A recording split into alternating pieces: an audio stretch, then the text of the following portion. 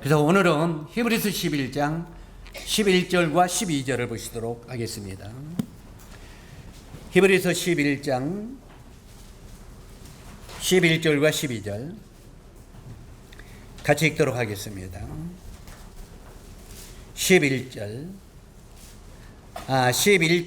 형제님들이 있고 12절은 자매님들이 읽도록 하겠습니다. 시작. 믿음으로 사라는 자신도 나이가 많아 단산하였으나 잉태할 수 있는 힘을 얻었으니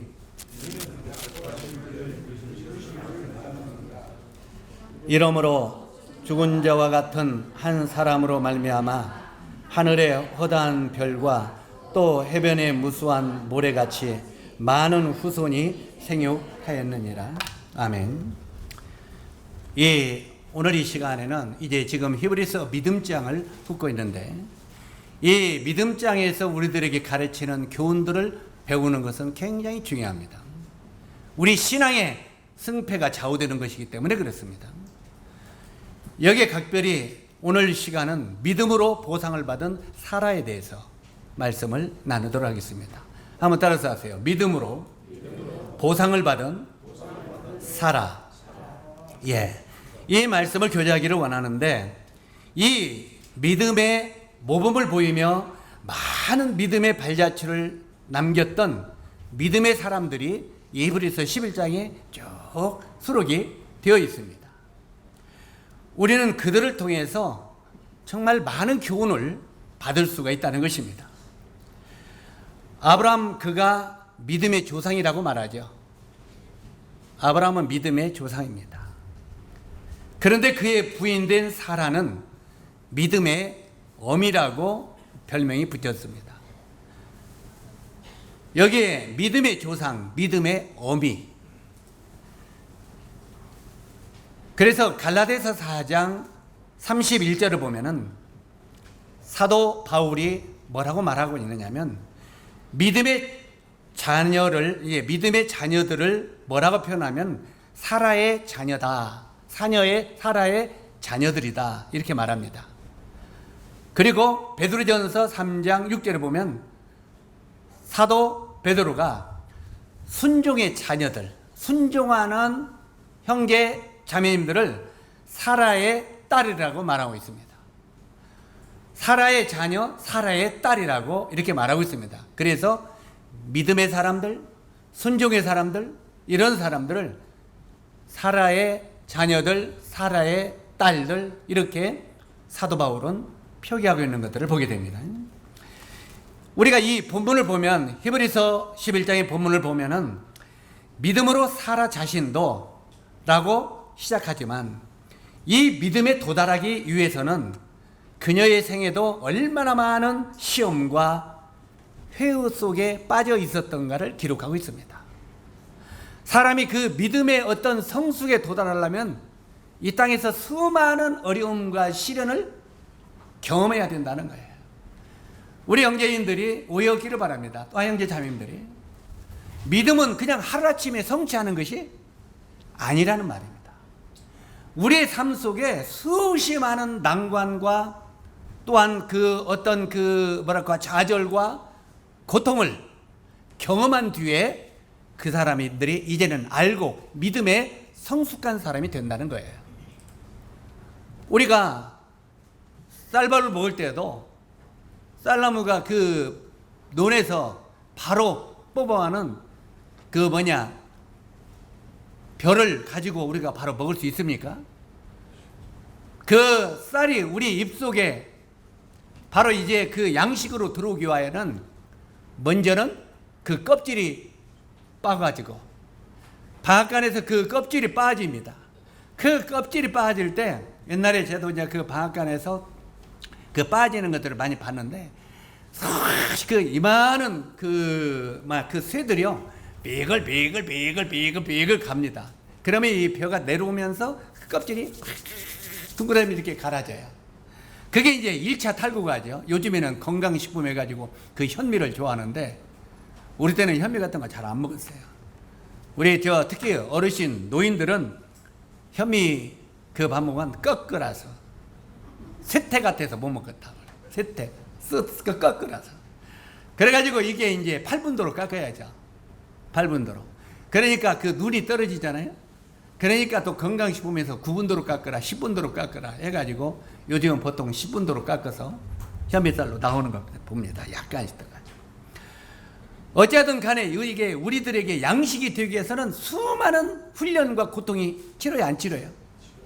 벼가 쌀이 되기 위해서는 수없이 많은 고통이 치러진다는 거예요.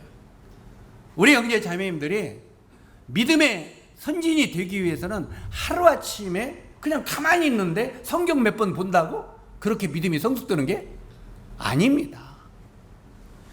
실제로 이 성경을 많이 읽어도 성숙된 신앙을 갖지는 못합니다. 저는 이 말 오해하지 마세요. 그나마 성경을 읽지 말란 말은 결코 아닙니다.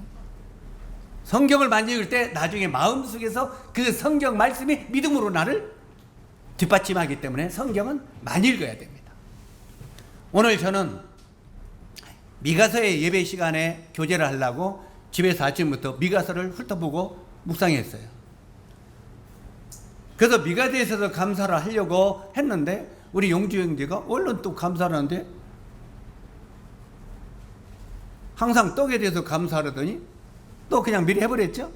그러니 이제 누가 해야 돼요? 자, 보통 이거 내가 또 해야 될 일이?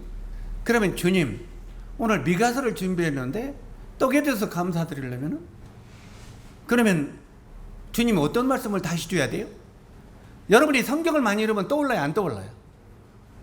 성경을 많이 읽으면 순간순간 필요에 따라서 떠오르는 거예요. 근데 성경을 안 읽으면 떠올라요? 안 떠올라요? 이게 미가서를 준비하고 했는데 1분 만에 시편 23편으로 바뀌어버리잖아요. 마음속에. 순간적으로 이 필름처럼 막 하나님의 말씀이 막 돌아가는 거죠. 왜? 안 읽으면 평소에 안 떠오르는 거예요. 여러분이 어디 가서 설교할 때 정말 말씀을 많이 읽지 않으면 안 떠올라요. 어떻게 해요? 그러니까 그 읽었던 그 말씀만 가지고 막 그것만 채가지고 하는 게 국급하죠.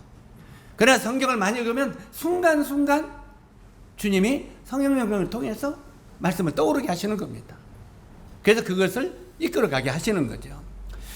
그래서 실제로 이 말씀을 많이 읽어야 되겠지만 그러나 그보다 더 중요한 것은 훈련입니다. 훈련이 없이는 믿음의 성숙이 될 수 없다는 거예요. 그래서 우리가 노래 찬양할도 고난이 없고서야 참기쁨을 볼 수 있겠느냐 말이에요. 실제로 우리 형제님들이 집사가 됐든지 장로가 됐든지 수없이 많은 어려움과 훈련을 겪지 않으면 어떻게 영적으로 성숙할 수가 있겠습니까? 내가 고난을 받지 않으면 어떻게 고난받는 다른 사람을 상담해주고 격려할 수 있겠습니까? 때때로는 내가 환경에도 어려움에 빠져보고 건강에도 어려움에 빠져보고 그 다음에 수없이 많은 인간관계도 어려움을 빠져보고 정말 수없이 시험에 빠져가지고 어려움 속에 있으면서 때때로는 죽음의 문턱까지 내려가 봤을 때 그러다가 주님의 도우심으로 그것을 회복했을 때 많은 사람에게 줄 수 있는 거예요.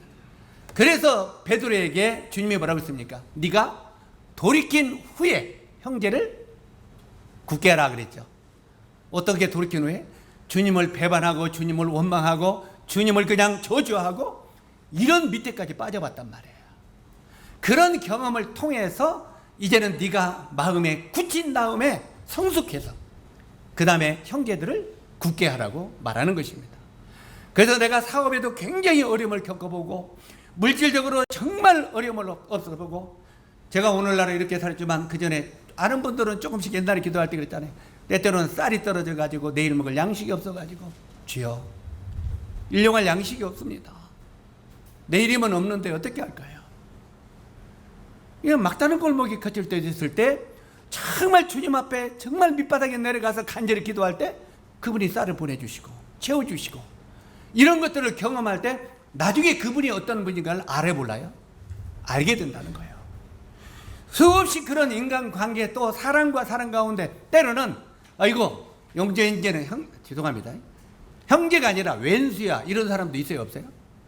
어떤 사람은 구원받았다고 그러는데 구원받은 뒤에도 형제가 아니라 왼수 같은 사람도 있어요. 사사건건 어려움만 끼치는. 그래요 안 그래요? 우리 형제 김제교회는 얌전해서 그런 거 없으니까 좋은 게 좋은데, 실제로 인간관계가 너는 형제가 아니라 원수다, 이런 사람도 있어요. 그런데 그때는 그렇게 어려움이 되었지만 나중에 시간이 지나 보니까 그는 원수가 아니라 나를 가르치기 위한 훌륭한 선생이었더라는 거예요. 그래서 제가 그 뒤에 깨달은 것이, 여러분을 힘들게 하는 형제가 있습니까? 그를 고액과의 선생님이라고 받으세요. 자, 우리가 공부를 잘하려면 과외 선생님을, 싸구려 과외 선생님을 세워야 돼요. 돈 많이 주는 과외 선생님을 세워야 돼요. 돈을 많이 줘야 하잖아요, 고액과에서. 그래서 실제로 나를 굉장히 어렵게, 인간관계를 어렵게 하는 형제가 있다면 그건 고액과의 선생님이에요. 아멘? 이럴 때 좀 아멘 그래요. 경험 안 해서, 그냥 경험 안 해서 모르지. 응? 경험 안 해서. 동자매니, 때때는 너는 아들이 아니라 왼수다 그러지? 아니야, 그 고액과의 선생님이야. 에? 아멘 안 내. 장소영견이 고액과의 선생님이라니까. 결국은 그 애에게 문제가 있는 게 아니라 누구에게 문제가 있어요? 나에게 문제가 있는 거예요. 하나님께서 그 아들을 통해서 나를 가르치고 훈련시키기 위한 하나님의 뜻이 있다, 이 말이에요. 이렇게 받으시면 여러분은 환경을 이길 수 있는, 인간관계를 이길 수 있는 믿음이 여러분에게 온다, 이 말이에요. 깨달음이 안 와요? 어떤 사람은 눈만 멜떡멜떡 있어. 어떤 사람은 이거 조금 우는 거야. 근데 어떤 사람은 뭐라고 그러지? 그 사람은 겪어봐야 돼. 정말 겪어봐요. 그래서 인간관계의 어려움을 통해서, 환경의 어려움을 통해서, 또한 건강의 어려움을 통해서, 때때로 하나님이 나를 죽음의 문턱까지, 죽음의 문 앞에까지 이끌어가는 것도 하나님이 그 일을 통해서 나를 가르치기 위한 하나님의 뜻이라는 거예요. 실제로 제가 정말로 이번에 만나서 인사하는 사람마다 저보고 건강 괜찮아요? 건강 괜찮아요? 왜 물어보겠어요?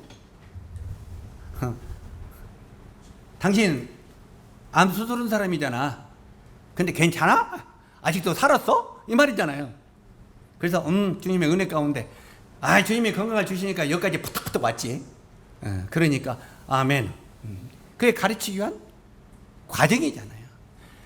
그러니까 여기서 우리가 수없이 이렇게 믿음의 선진이 되기 위해서는, 믿음의 스승이 되기 위해서는 우리에게 여러 가지 환경을 경험하고, 인간관계를 경험하고, 어려움을 경험한 뒤에 그 다음에 믿음에 성숙해 오고, 그 다음에 그 사람을 믿음의 사람이라 이렇게 말할 수 있다는 말입니다. 그래서 실제로 여기에 보면은 본문에도 믿음으로 살아 자신도 정말 이 믿음에 도달하기 위하여 얼마나 생애에 많은 시험과 회유에 빠졌던가를 이 성경은 기록하고 있는 겁니다. 사라도 회유에 빠진 적이 굉장히 많습니다. 사라가 이 회유를 어떻게 극복하고 위대한 믿음에 도달했는가를 지금 이 말씀을 두 절을 읽었는데 이 속에서 보여주고 있는 것입니다. 우리가 창세기로 거슬러 올라가 보면, 찾지는 마십시오. 시간이 길어지니까요. 창세기 17장 15절로 17절까지 보면 하나님이 아브라함에게 아들을 주시겠다고 약속할 때 아브라함의 나이가 99살입니다. 아들을 주셔야 되겠다고 할 때 아브라함에게 몇 살이라고요? 99살. 99살 먹은 할아버지에게 내게 아들이 있으리라. 아브라함이 어떻게 계세요? 아브라함은 어처구니가 없었어요. 기가 막히고 어처구니가 없었어요. 실제로 어처구니가 없어서 먼저는 아브라함이 웃었습니다. 아브라함이 먼저 웃었어요. 하도 어처구니가 없어서. 아이고 주님, 내가 영감택이요. 근데 내게 무슨 이런 기쁨이 있으리요. 이렇게 말하고 있죠. 또 창세기 18장 12절에 보니까 그 소리를, 아마 하나님의 사자가 그 소리를 굉장히 크게 했던 모양이에요. 사라가 식당의 문 뒤에 있었어요, 없었어요? 식당 문 뒤에서 이제 그 소고기를 가지고 요리를 하다가 그 소리를 들었어요. 그 소리를 듣고 거기에 뭐라고 기록되어 있습니까? 이 사라가 문지방 뒤에서 거기에 보니까 하하하 이렇게 웃은 게 아니라 속으로 웃는지라 이렇게 했어요. 어떻게 웃었다고요? 자, 속으로 웃었다는 소리는 어떻게 웃는 거예요? 이렇게 하는 거예요? 그냥 표정은 그냥 가만히 있는데 속으로만 참. 근데 속으로는 이게 표정이 나와요. 아마 기가 막혀서 사라는 더 기가 막혀서 아브라함보다 그래가지고 속으로 웃었다고 말합니다.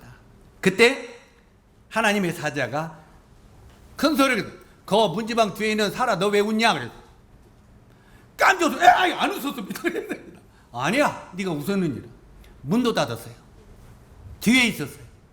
속으로 웃었어요. 사라 네가 왜 웃느냐 그래서 안 웃었습니다. 아니라 내가 웃었느니라. 자, 자기가 웃었어요 안 웃었어요? 그런데 안 웃었다고 하는데 아니야 네가 웃었느니라 했을 때 놀랬겠어요 안 놀랬겠어요? 이분이 누구이기에, 이분이 어떤 분이기에 나의 속을 꿰뚫어 보고 계실까? 바로 이 속을, 여기서 오늘 우리가 배울 것은 하나님은 우리의 마음속 깊이를 꿰뚫어 보시는 분이라는 걸 믿으시기 바랍니다. 여러분이 이래서 장가를 안 가고 이래서 시집을 안 가고 이래서 무엇을 안고 이 모든 핑계를 대는 것도 하나님은 왜 그런가 꿰뚫어 보고 있다는 거예요. 꿰뚫어 보고. 실제로 이 하나님은 우리 마음을 꿰뚫어 보고 있어요. 결국은 뭐라고 했습니까? 네가 웃었느니라. 안 웃었습니다. 웃었다. 그래놓고 나중에 아브라함아 너도 웃어? 너희 아내도 웃어? 그러더니 내년 이맘때 구체적으로 말합니다. 내년 우리 이맘때 우리가 다시 올 때 내 사라에게 아들이 있으리라. 그러나 너가 부부간에 웃었어? 왜 웃었어? 나를 안 믿고? 이 말은 하나님을 믿지 않냐고 너가 웃었어? 그래서 네 아들을 낳으면 내년 이맘때 낳으면 내 이름을 이삭이라 하라. 이삭. 장영 형제 아들을 낳으니 이름을 이삭이라 하라. 이 말이에요. 아이고 우리는 그런 흔적도 없는데 아니야. 하나님은 뭐라고 했어요? 여기 보니까 창세기 18장 14절에 여호와께서 능치 못할 일이 있겠느냐. 우리 형제 자님들이 이 말씀을 정말 내 마음속에 새겨놓으시기 바랍니다. 한번 따라서 하세요. 여호와께서 능치 못할 일이 있겠느냐. 하나님께서 과연 능치 못할 일이 있겠느냐 그 말이에요. 없다는 말이에요. 지금 이런 코로나 이런 것도 하나님이 금방 이걸 마감할 수 있어요 없어요? 얼마든지 이런 능력이 있어요. 그러나 우리들에게 뭔가를 깨우쳐 주기 위하여 세상 사람도 깨우치기를 원하지만 교회도 깨우치기 위하여 지금 하나님이 마감하지 않고 허락하고 있는 거예요. 먼저는 우리들 자신들이 너희는 세상의 빛이라고 말하고 있어요. 빛을 말하되 두지 말고 등경 위에 두라고.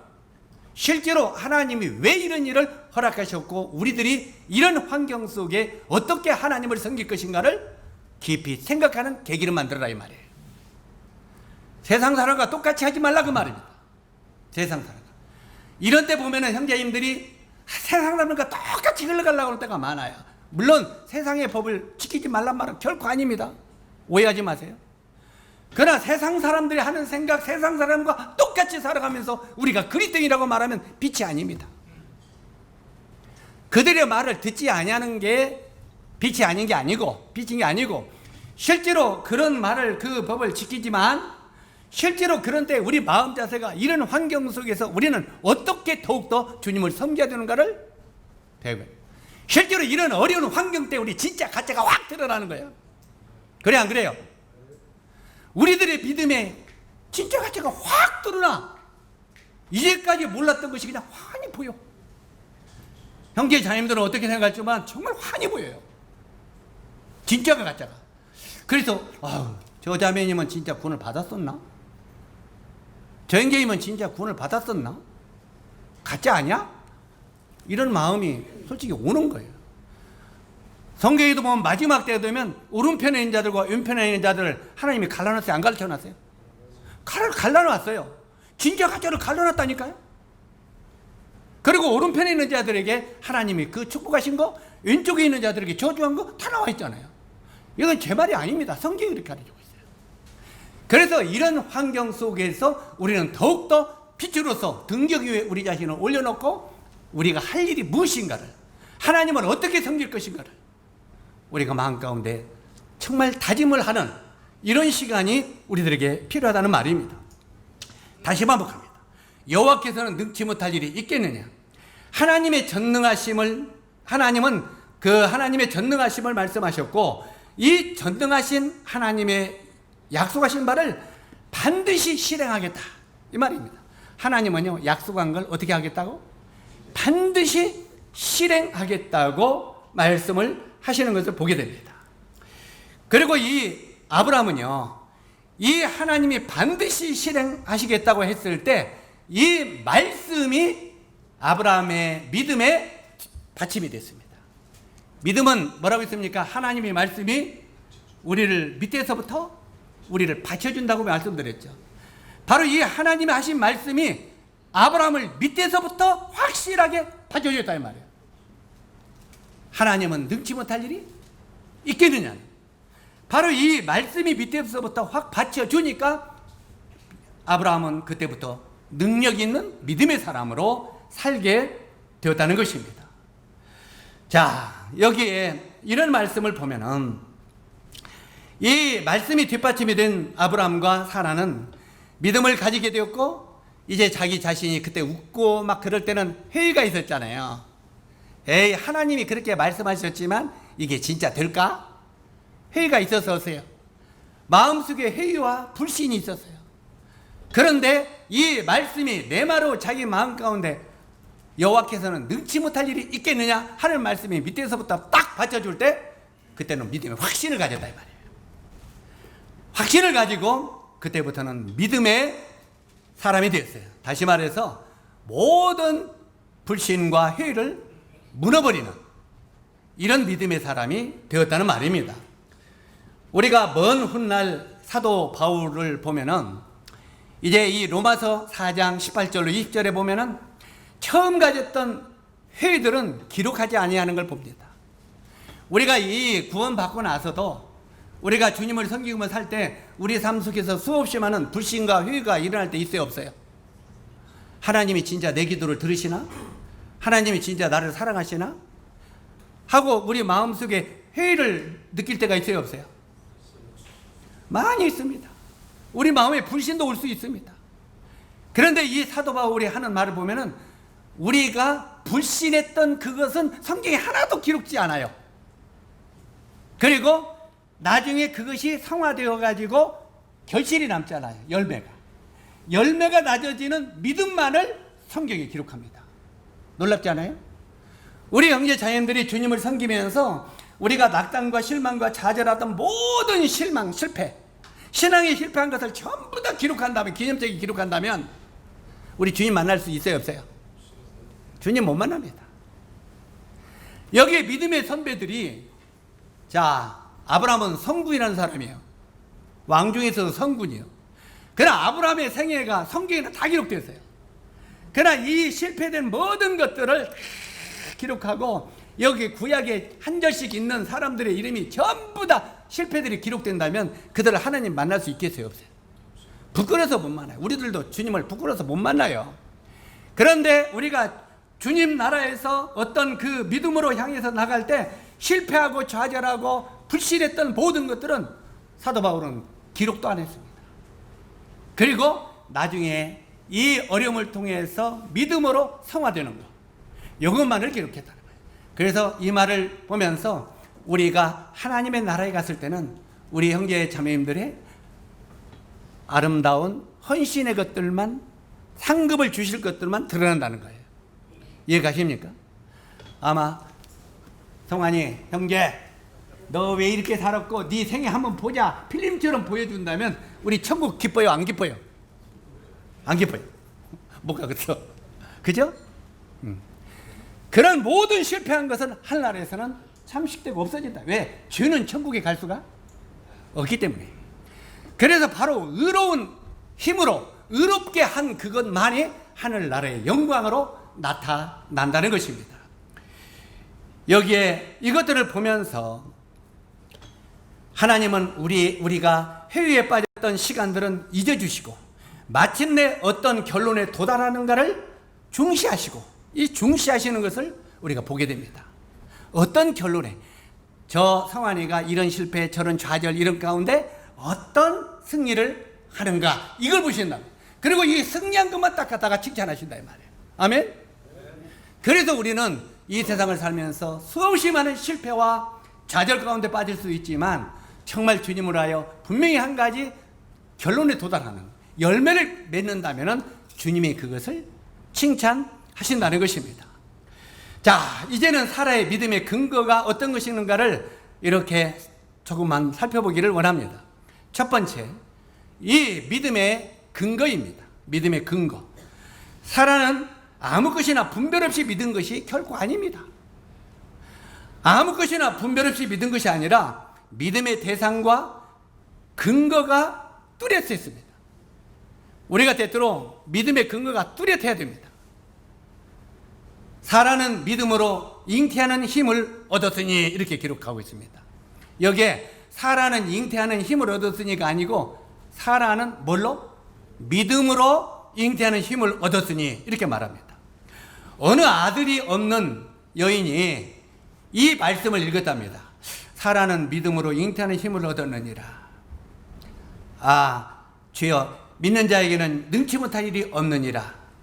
자, 이렇게 이 말을 믿었어요. 아, 하나님께서는 능치 못할 일이 없다고 했구나. 그런데 어느 아들 없는 여인이 이 말씀을 읽다가 커다란 희망을 갖게 되었어요. 그리고 이렇게 기도했답니다. 주여, 믿는 자에게는 능치 못할 일이 없다고 주님이 말씀하셨지 않습니까? 그렇다. 그러면 제게 아들을 주시옵소서. 이렇게 기도했답니다. 이 말씀이 이렇게 적용을 시켰어요. 이게 바른 적용입니까? 이게 바른 적용인가 아닌가 좀 왔다 갔다 하죠? 이 말씀을 잘못 적용시킨 것입니다. 하나님의 약속이 사람의 보시기에 불가능해 보였지만 그분의 말씀이니까 믿었다는 말입니다. 다시 말해서 사라가 아들을 갖는 것은 누가 뜻이었어요? 하나님의 뜻이었어요. 원래 아브라함과 사라 뜻이 아니었어요. 물론 그들도 가고 싶은 마음이 있었어요, 없었어요? 있었지만 안 되니까 인간의 방법으로 하가를 통해서 아들을 얻었잖아요. 육신의 방법으로. 자기 방법으로 다 했어. 힘으로 있을 때는. 이제 자기들은 모든 게 불가능하다고 됐어. 완전히 불가능할 때 하나님이 내가 아들이 있을 것이다 그랬어요. 하나님이 있을 것이다 그랬어요. 맞으면 사라나 아브라함이 요구한 게 아니에요. 사라나 아브라함은 요구할 수 있는 힘이 있어요, 없어요? 이미 자기들은 99살이 되고 90살이 돼서 자기들은 요구할 힘이 없어요. 불가능하다고 했어요. 우리는 불가능합니다. 그랬을 때 하나님은 가능하다. 그 하나님이 가능하다는 것을, 하나님의 그 말씀을 믿는 것이 믿음이다 이 말이에요. 내가 원하는 것을 하나님의 말씀을 이용해서 갖는 것이 믿음이 아니고, 이제 이해가 좀 가십니까? 하나님이 원하시는 것을 내가 믿음으로 순종할 때 이게 믿음이다 이 말이에요. 이것을 지금 믿음의 근거라고 말합니다. 하나님의 약속이 사람의 보기에 불가능해 보였지만 그분의 말씀이니까 믿었다는 말입니다. 본문의 말씀의 초점은 하나님께서 약속하셨기 때문에 말씀을 믿었다는 것입니다.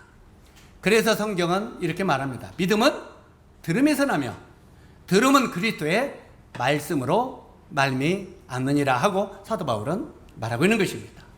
그 다음에 믿음의 확신입니다. 정상적인 믿음은 확신에 이르기를 원하는 것입니다. 정상적인 믿음은 어디에 이르기를 원한다고요? 확신에 이르기를 원하는 것입니다.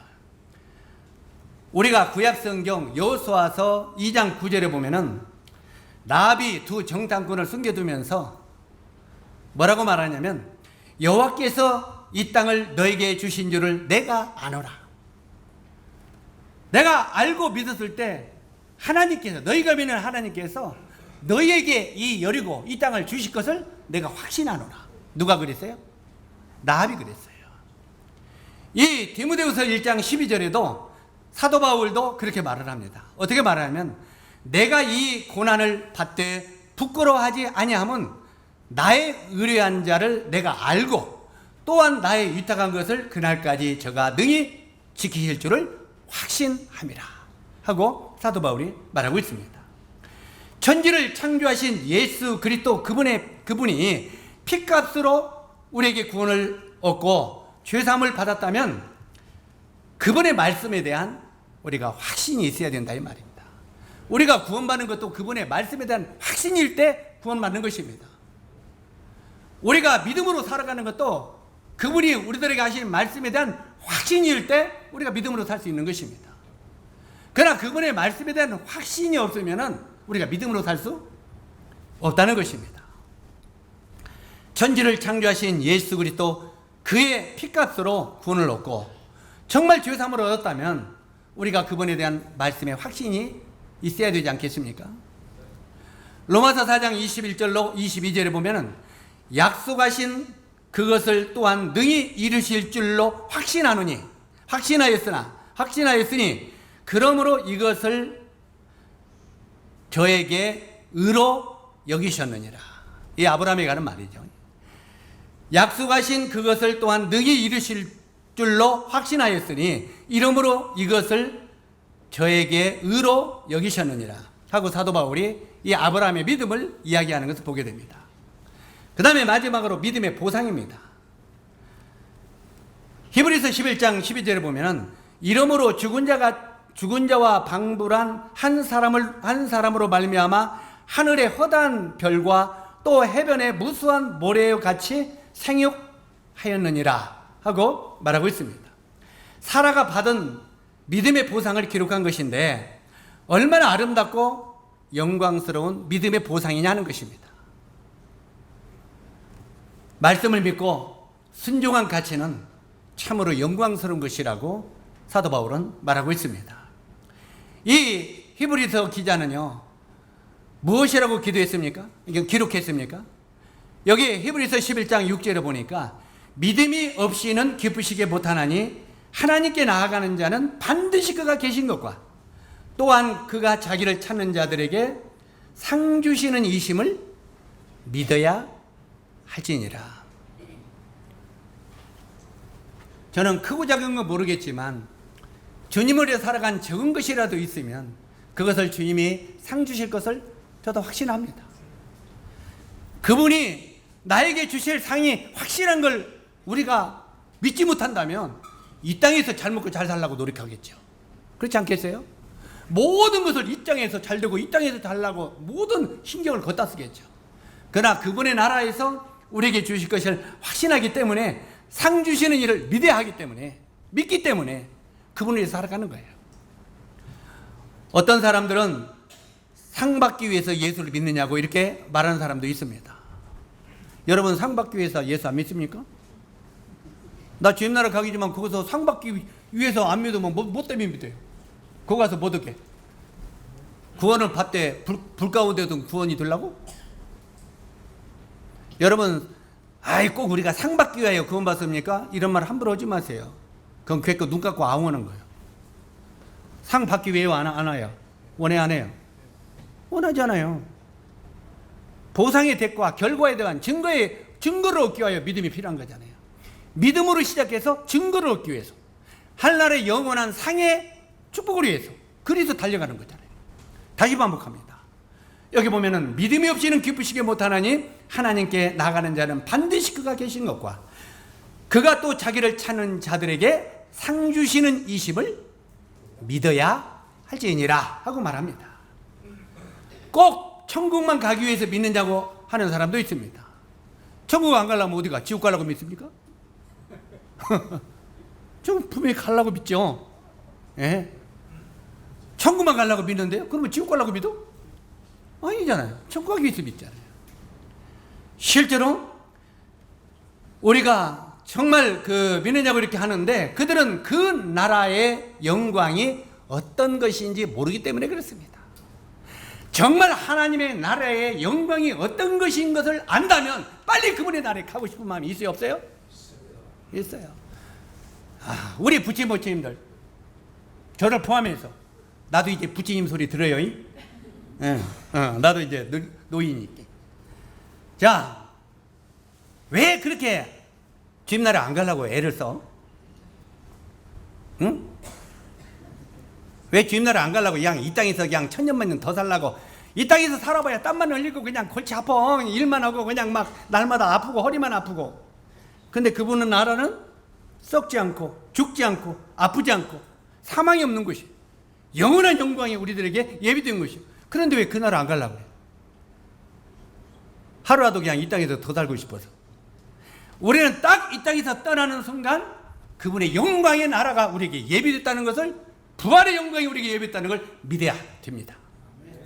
그래야 죽음이 우습게 보이는 거예요. 한번 따라서 하세요. 믿음은 죽음을 우습게 보는 거다. 그냥 죽음을 두려워하지 마십시오. 정말 죽음을 두려워하지 마십시오. 별거 아니에요. 딱 우리가 이 땅에 숨을 거두는 순간 성경은 말합니다. 우리들에게 영광의 새 아침이 예비되어 있다. 거기는 아프지도 않고 고통도 없고 사망도 없고 영원한 기쁨과 희락이 있는 곳이 우리에게 예비되어 있다는데 빨리 그곳에 가고 싶은 마음 있어요? 없어요? 없어요? 왜 이 말을 하냐면 우리 형제 자매님들이 부친 모친들이 이제 아프잖아. 그냥 두려워하지 마라. 우리가 이 땅을 떠나는 순간 우리에게 영광의 나라가 예비됐다는 걸 믿음으로 바라보시기 바랍니다. 그러면 죽음은 아무것도 아니야. 진짜 아무것도 아니에요. 여기 우리 믿음의 선배들인 예수님의 제자들 보세요. 처음에는 죽음이 두려웠어요? 안 두려웠어요? 두려웠어요. 사도 베드로도 죽음이 두려웠어요. 그래가지고 주님을 배반하고 부인했어요. 그런데 주님이 딱 부활하셨어. 부활의 영광이 딱 보는 순간, 와, 이거 뭐야? 이 땅의 죽음은 아무것도 아니구나, 이걸 깨달은 거예요. 그때는 나 주님과 같이 이렇게 못 죽겠습니다. 너무 이건 영광이라. 이렇게 십자가에 죽는 것은 너무 영광이라. 그래서 베드로는 어떻게 죽었어요? 거꾸로 못 박혀 죽였어요. 예, 주님과 같이 죽는 것은 너무 영광이다.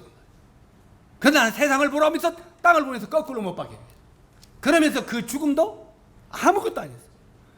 우리가 이 성경의 믿음의 선지자들을 보면 도끼로 그냥 목이 잘라 죽여서 젊은 날에 30대 때 그냥, 예?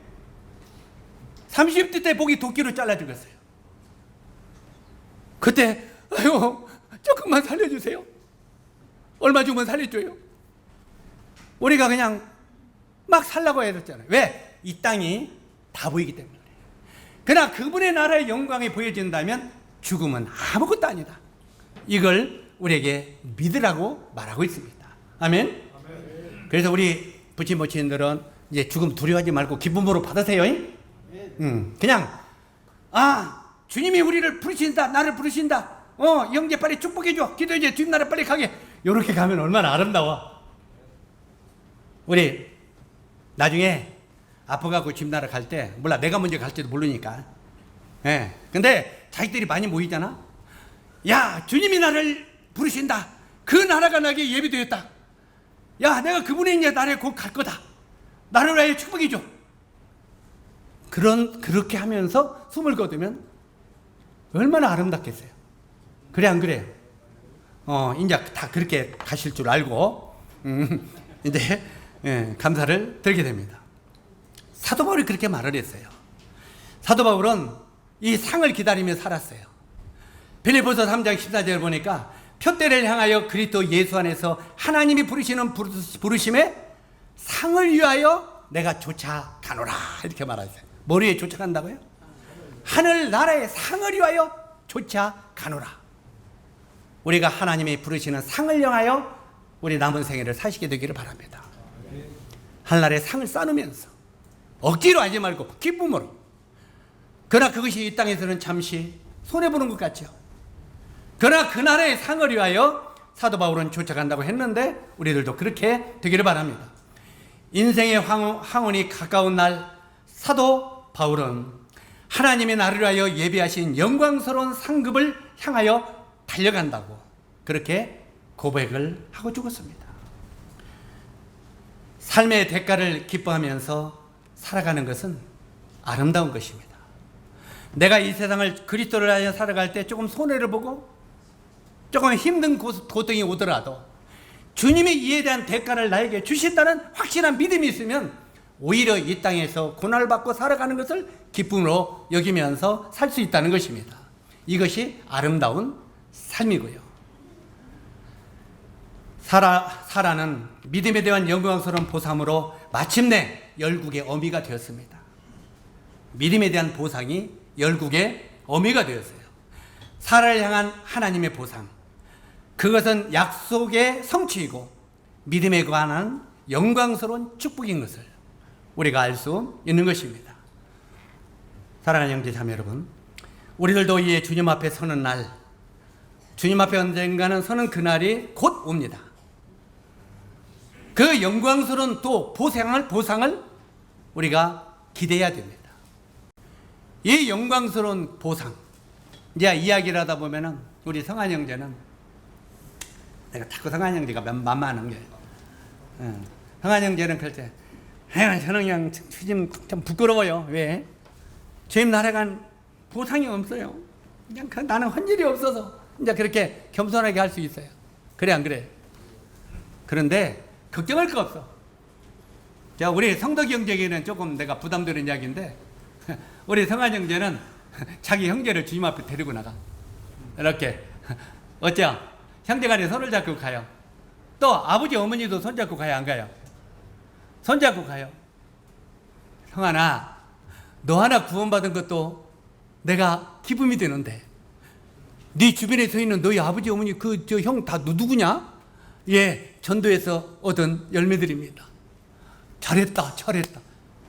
한 영혼의 가치가 천하보다 귀하다고 하는데, 아마 우리 성한 형제의 우리보다 상이 월등하게 많을 겁니다. 아멘? 우리 그렇게 살아야 되지 않겠어요? 정말 그렇게.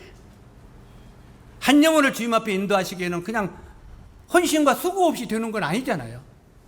수없이 많은 헌신과 수고와 애씀으로 영혼들을 주님 앞에 인도하는 거죠. 다시 반복합니다만, 우리가 구약의 요셉이 야곱의 마음 가운데 죽은 자였어요. 그렇잖아요? 죽은 자였는데 나중에 총리 대신이 되어서 나타났어요. 내가 네 얼굴을, 너는 죽은 줄 알았는데 살아났구나. 네 얼굴을 보기를 원한다. 총리 대신인 바로 이 요셉이 야곱 앞에 나타났어요. 아버지 앞에. 그런데 누구를 데리고 나왔어요? 두 아들을 데리고 나왔어요. 큰 아들은 므낫세, 작은 아들은 에브라임. 두 아들을 데리고 나왔어요. 이 므낫세는 모든 것을 잊어버림, 이런 뜻이에요. 다시 말해서 이 요셉이 형들에게 노예로 팔림당했죠. 그 다음에 그 믿음의 정결을 지켰는데 감옥에 갇혔죠. 그 참 선한 일을 했는데 결과는 굉장히 힘든 결과를 맞았잖아요.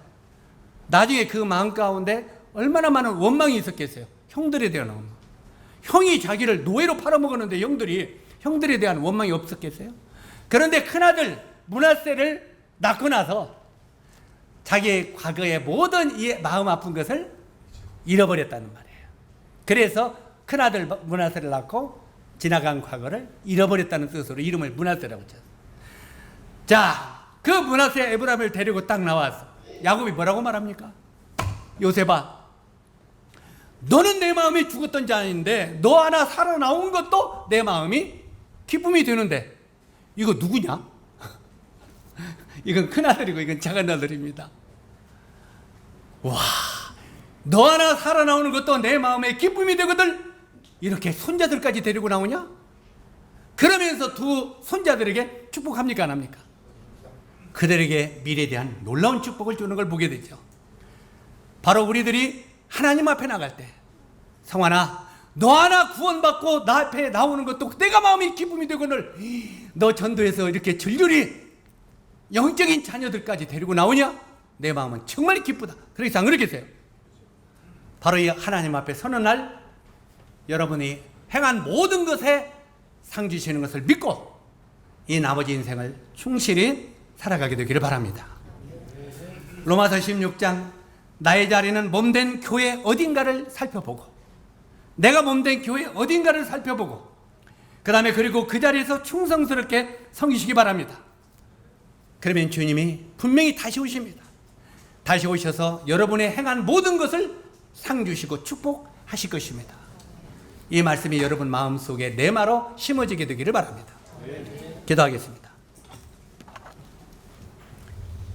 은혜로우신 아버지 하나님, 참 오늘 이 믿음으로 보상받은 사라의 그 생애를 보면서 그가 하나님을 잘 믿지 아니하고 하나님을 신뢰하지 못했지만, 그러나 하나님이 하신 말씀, 여호와는 능치 못할 일이 있겠느냐 하는 바로 그 말씀을 붙들고 믿음으로 이제는 그 나머지 인생을 샀을 때 하나님의 축복의 보상을 받은 것을 기억합니다. 정말 우리들도 이 세상에서 여러 가지 어렵고 힘든 일들이 우리 삶 속에 찾아오지만 믿음으로 그런 것들을 이기게 하시고 결국은 믿음의 보상을 받는 저희들이 되도록 도와주시기를 원합니다. 그러므로 주님이 우리를 부르시는 그날, 잘하였다 착한 종아, 내가 적은 것에 충성하였으니 많은 것을 차지하라고 하는 음성을 듣는 저희들이 되도록 도와주시기를 원합니다. 예수님의 귀하신 이름으로 아버지 하나님께 기도드리옵나이다. 아멘.